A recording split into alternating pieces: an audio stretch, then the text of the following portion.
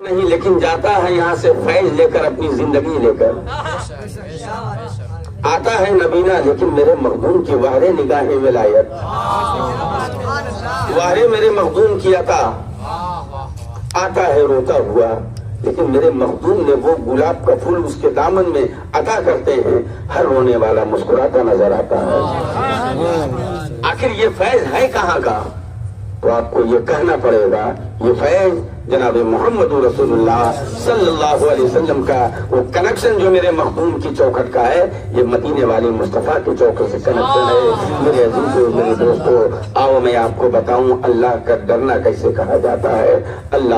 اللہ فجر کا اذان کا وقت بالکل قریب ہے، فجر کے اذان کا وقت بالکل، ذہن کو قریب کیجیے گا، فجر کے اذان کا وقت بالکل قریب ہے۔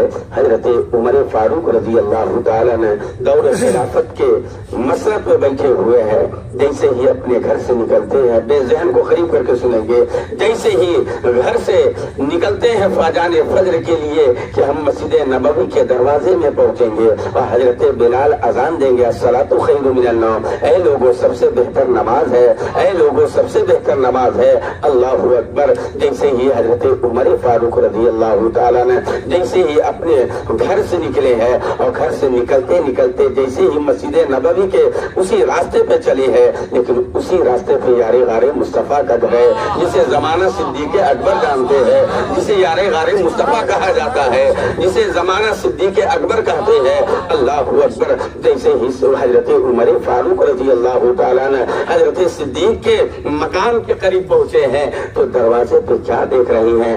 کباب کی مہک آ رہی ہے۔ ان کے دروازے سے نکلنے والی جو مہک ہے وہ عطر کی مہک نہیں ہے، بلکہ کباب کی مہک۔ جیسے آپ کباب بناتے ہیں، اگر جتنا زیادہ اگر وہ آگ میں اگر پک جائے، یعنی آپ کے ہاتھ میں نرم ہو جائے، تو آپ سمجھ جاتے ہیں کباب بالکل ہو چکا ہے، اس کی مہک کچھ اور، جلنے کی مہک کچھ اور ہے۔ حضرت عمر فاروق رضی اللہ تعالیٰ نے اس مہک کو سن کر کھڑے ہو گئے اور اس مہک کو لینے لگے، بہت بہترین مہک ہے۔ اللہ اللہ، ابھی اذان میں وقت بالکل قریب ہے، اذان فجر میں، اللہ اللہ۔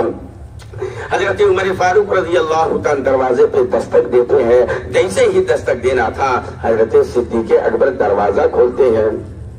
سو رہے کا بابا؟ سبحان اللہ۔ 10 منٹ۔ حضرت صدیق اکبر دروازہ کھولتے ہیں اور فرماتے ہیں، اے بھائی عمر، آج صبح صبح کو میرے مکان میں پہنچ گئے ہو؟ کہا ہاں بھائی صدیق تمہارے مکان میں پہنچ گئے ہیں، کیا کرنے کے لیے پہنچے ہو؟ کہا میں پہنچا تو میں تو مسجد نبوی جا رہا تھا، لیکن میں نے کیا دیکھا، تمہارے گھر سے کباب کی مہک آ رہی ہے، اور تمہارے گھر سے جو کباب کی مہک آ رہی ہے تو میں یہ سوچ لیا ہوں آج ناشتہ کہیں نہیں کروں گا، آج اگر ناشتہ کروں گا تو اپنے بھائی صدیق کے دسترخوان پہ کروں گا، آج ناشتہ کروں گا تو آج اپنے بھائی صدیق کے دسترخوان پہ کروں گا۔ تو حضرت صدیق اکبر رضی اللہ عنہ فرمایا، آہا خوش نصیب میں ہوں، میرا بھائی صدیق آج میرے دسترخوان میں ناشتہ کرے گا، آئیے آئیے صبح کی نماز پڑھ کے آئیے، میرے دسترخوان میں آپ ناشتہ کیجیے گا، میں روٹی بھی بنوا دیتا ہوں، میں چاول بھی بنوا دیتا ہوں، آپ کہیں گے تو 2-3 قسم کا آئٹم اور بنوا دیتا ہوں، اللہ جو نعمت عطا کیا ہے سب دسترخوان میں رکھ دوں گا۔ لیکن حضرت عمر نے کہا، بھائی صدیق، بھائی صدیق، نقطہ دے رہا، بھائی صدیق، سب کچھ تو رکھیے گا لیکن کباب بھی دیجیے گا، بولو سب کچھ دیجیے گا لیکن مجھ کو کباب بھی چاہیے۔